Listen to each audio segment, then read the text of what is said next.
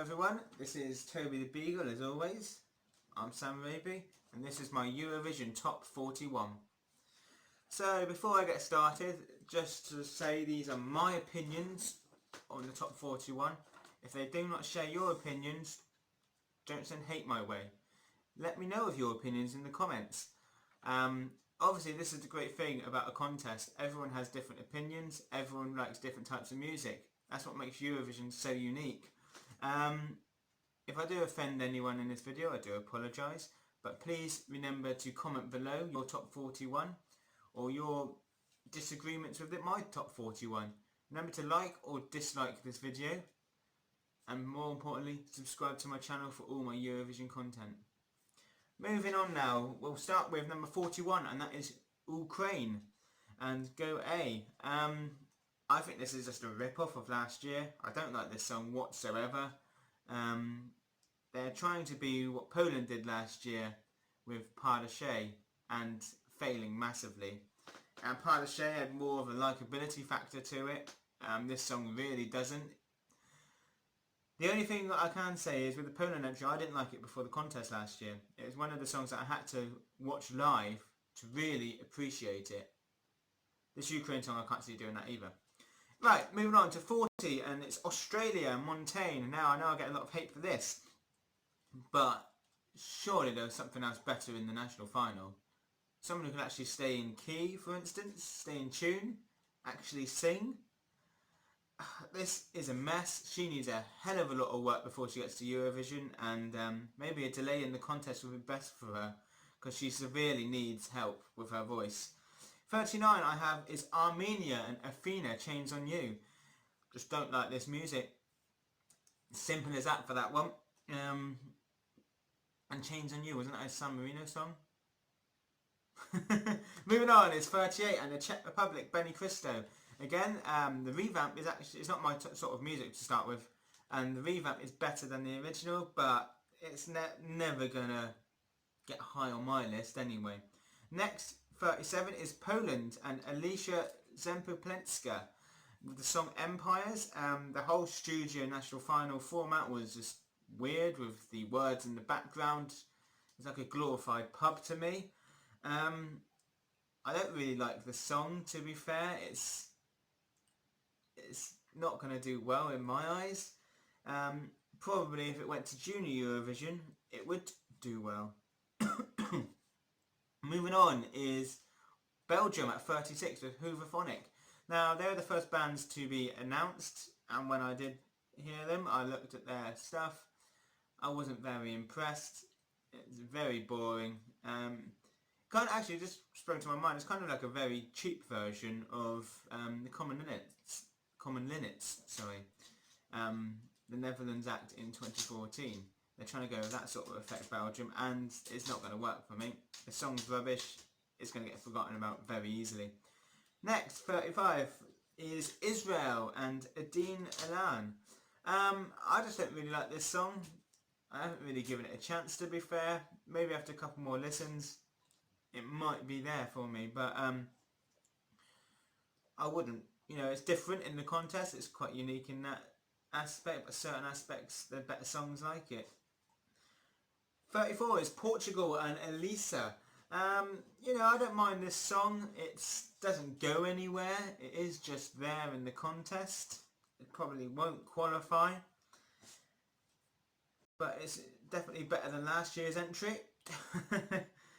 Next is 33 and Georgia and Tommy Kipiani. Now this is really the only rock song this year. Tobies, what are you doing? What are you doing? Do apologise about him. Yeah, Tomiki's rock song is really the only one that is there this year. We can always look forward to the Georgian entry having rock music. But they are struggling at Eurovision. I think they will struggle again. This might surprise a few people when it does qualify, because I believe it's on the borderline of getting there, because it is the only one this year of this genre of music. So we'll have to wait and see. But for me, it's quite low down on my list, as you can tell. Next is 32 and it's France. Tom Leeb's song here it's not actually that bad. People are really not liking this song, but the only problem is it's not that good either. A lot of comparisons to the travesty that was the UK song last year, Michael Rice. And it is written by the same people, so it's probably a reject song that Melody Festival didn't want. And I'm looking forward to the acoustic version that they're going to do in French. That could separate it out from the crowd, but who knows. Next is 31, and this one could possibly grow on me, and it's Belarus and Val. This is probably the best Belarusian entry since 2017 with Navi Band. The dance is really good in it. The music, it's okay. It's nothing special. It's not something that we've heard before. But this could grow. This could really do well in the arena, and this could be their first qualification since 2017 as well. Next is 30 in Slovenia and Ana Sokic. Slovenia, one of the favourite countries of mine that I really do like to listen to. One of the ones that haven't won yet. And this song with Vodra is not that bad. It's just not that good. Again, it's the same about the French song. There's just better ballads, and people are going towards those better ballads rather than this, and that is a shame. 29th is Spain and Blas Canto with Universal. This song was the first one to be released, and people have forgotten about it. And yeah, it's just there. That's a shame. 28th is the Netherlands, the host country, and Jingle McRoy with the song Grow. This song for me is, the lyrics obviously, they mean a lot to the artist, but it just goes along there. I've heard Jingle's other songs, and they're so up-tempo, they're so soulful, and sort of reggae-esque feels to them. And I was just quite disappointed with the song that they've sent. And they could have sent something up-tempo, and they've sent this, and that is a big shame. Talking about up-tempo, it's 27, and it's San Marino. Senate with the song Freaky. The San Marino television stations, they do something very different every year. This year they've did 2 songs and the public voted, which I thought was great. I actually voted for this song Freaky. It was slightly better than the other, but there wasn't much difference, and there wasn't much in the voting in the end. Next is North Macedonia at 26 with Vasil and You. This song's probably one of my biggest movers downwards. I just don't listen to it, and every time I listen to it I just dislike it even more. So this song I think is a big drop down from last year's Proud. There's just not much really to say about it. The Latin fields just don't do nothing for me. 25th is Estonia and Uku Sylvester. Now, if you watch my other video of me predicting the next 10 winners of Eurovision, this year I have predicted a Baltic country, and I really thought it would have been Estonia, but they are the lowest in my list out of the Baltics. I think there were just better songs in the final, in Estilau. I think Traffic had the best song, if they got there. That was my favourite in the whole Estilau selection. This is just nothing that we've not heard before. If it does qualify for the final, it will be at the bottom. Next at 24 is Sandro in Cyprus. Again, I haven't really listened to this song much, probably why it's quite low on my list. It's another song that's just there, and I think with the staging will be good anyway. Cyprus always do good staging, and I think that will elevate the song a lot. 23 is Greece and Stefani and Supergirl. I've liked the Greek entries, especially last year, Catherine Dushka. Probably why it's so low down on my list is because Dushka's song was one of my favourites last year, Better Love. But the live version was nowhere near as good as the recording, and that's what could fail Greece again this year. So I'm just waiting for that live version to come out. 22 is Finland and Axel. Obviously, I think people are very disappointed with this because it wasn't the one that the Finnish public wanted. They wanted the other up-tempo song, which I think would have been a guaranteed top 10 place, especially around Europe, where it was getting a lot of love. And then Axel won. There was obviously some voting controversies there, but I won't go into that. And I think maybe people are being a bit harsh because this isn't a bad song. It's not a bad song at any stretch. It's a good ballad. But again, there's better ballads out there. Maybe that's what's holding it back. And I would love to see Finland back in the final. That'd be great.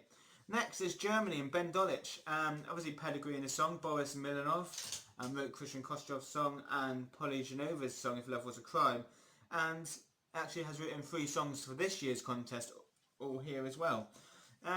Again, I didn't really like the song at first listen. It started to grow on me a tiny bit, but I think there's just better songs in this contest for me personally. 20th is Denmark and Ben and Tan. I was quite surprised with this. I didn't really know much about the Danish Grand Prix this year. But this makes me think of a children's show, if you get my drift. So it's like a children's TV presenter and they're doing this song called Yes.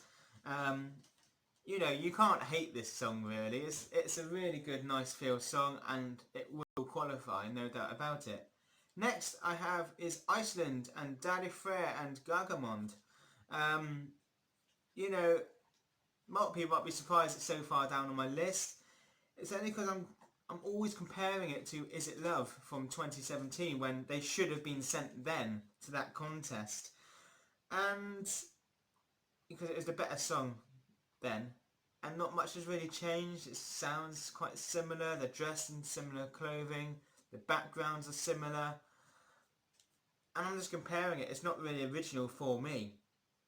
18th is Ireland and Leslie Roy. Now this song is probably the best Irish entry for a while. Obviously Together was good, but I think this is slightly better. It's up-tempo.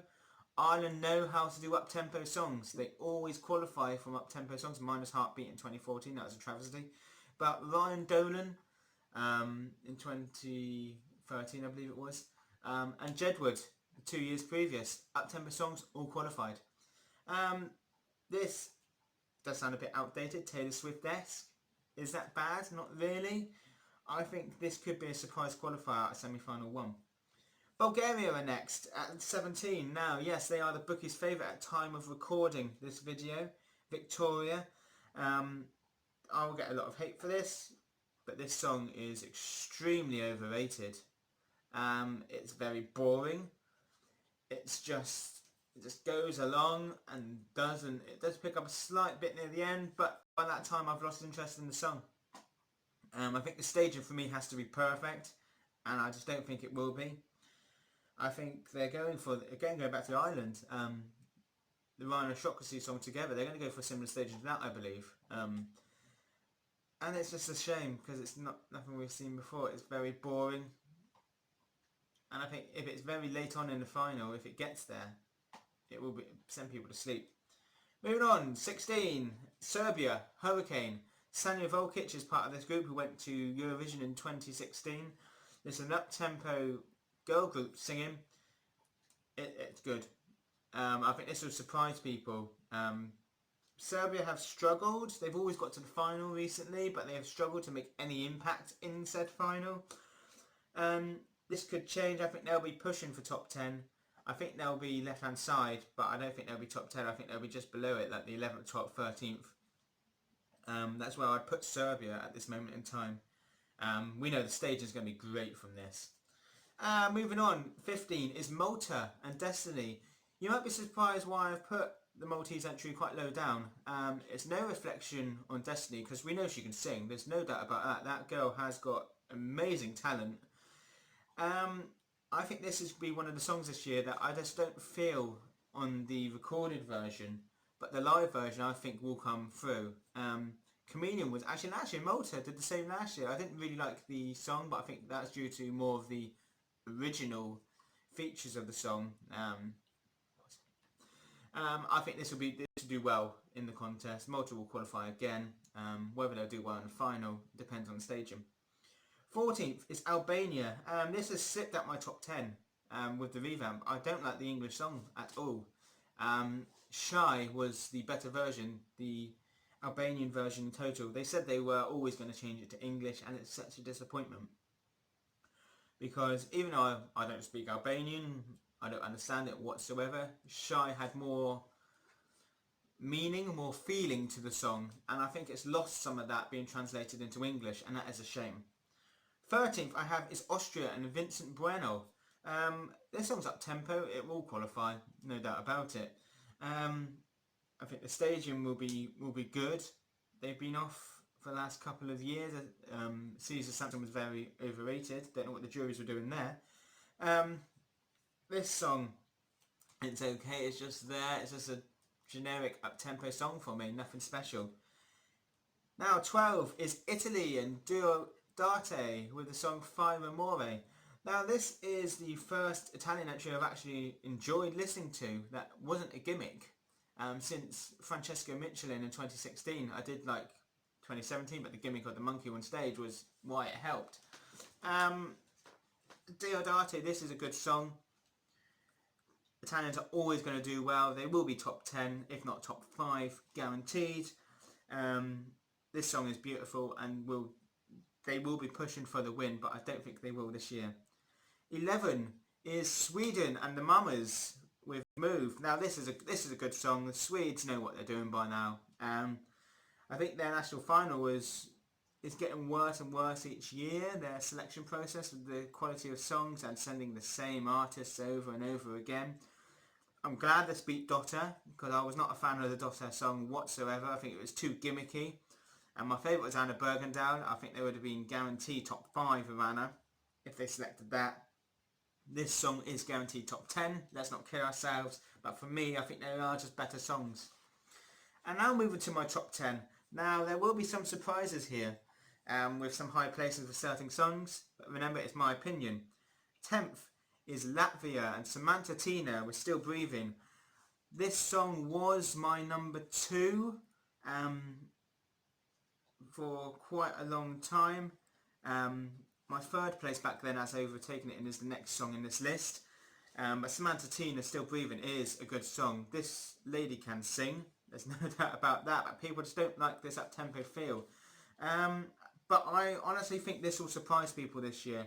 I think Latvia and the other Baltic nation of Lithuania, who are in my top 10 as well, later on, they're going to surprise, well, Lithuania's not going to surprise people, but Latvia will surprise people this year. People will be shocked that it will qualify, but it will. 9th is Norway. Now, people are loving this song Attention by Ulrika, but I was a big fan of Rain Alexander to keep this up-tempo feel. This is one of the better ballads by far. I'm not saying it's a bad song. It's 9th in my list. Come on. They will do well with this, and they will do well. I can have my seat back, can I? Thank you. You know, I just think there are better songs in this contest. So let's, you know, she can sing. Let's see how it does. 8th is Romania and Roxanne and I'll Call You, which is a very good play on the words of alcohol, you really, isn't it? No, you're talking about your drunken night out and you're, come on, out of the way. People don't want to see your bum. And I really like this. I think it'll be between this and the Bulgarian entry. And I think this is a lot better than the Bulgarian entry for me. Romania will qualify this year, and it's great to see them back in proper form because the last 2 entries haven't been great for me. Next is my own country, the UK, and James Newman. This is slipping fast out of my top 10. It's hanging on just. This was 4th, but I've just recently heard a live version of this song recorded at the BBC, and his voice is nowhere near strong enough. He needs a lot of work to his voice. And it's just a shame because this has so much potential from the music video. After hearing his live voice, it will probably keep falling. It will not go back up, and that is a shame. Next, I think, is a sleeping underdog in Azerbaijan and Effendi's Cleopatra. This is a good song. This really is a good song. I love this song. As soon as I heard it, I thought, banger. It's going to be up there. Azerbaijan are back. Let's not kid. This lady can sing. But again, one of my favourite songs, Azerbaijan songs, is ISIL, Cross My Heart. The vocals just weren't great live. The mixing of the whole song wasn't great live. The music was too loud. Let's hope Azerbaijan do not fall for that. Now the next 2 I might get some backlash for, but 5 I have is Croatia and Dama Kedzio with Daviji Vetra. This song is beautiful, and people are clearly not understanding it or not liking it. Obviously, yes, we've heard this sort of ballad before. It's a typical Balkan ballad. but it's quality, and that's good. I think Croatia will qualify with this song, depending which semi they're in, because I don't know. This man can sing. It is a beautiful song, and I think people are overlooking it. Just like my next entry in this list, which is Moldova and Natalia Gordienko and Prison. Now this is obviously written by Philip Kirkorov. Obviously everything he does is gold. I think people will be surprised when Moldova qualify this year. And he's just nicked the box on the counter. Moldova, I've liked every single entry for the last 5 years. They're one of my favourite countries to listen to in the contest, and I think this will be the biggest surprise package. Third I have is Russia and Little Big and Uno. Obviously this is just a fun song. It's very basic, but it's the only thing I can think of is the Russian Grannies back in 2012, and what a surprise they did. Tobies! Stop! Yes, so I think this will be a surprise package for people, and I think people will enjoy it, and especially the people who just do it at the night. The top two are very close in my opinion, and 2 is Switzerland, John's Tears and Respond Moi, or Respond Me in English. This is quality. I've heard a live clip of him. He can hit those high notes. If the staging is perfect, he will threaten, if not win, the contest in 2020. This song is the best ballad for me in the contest. I think it's better than Attention.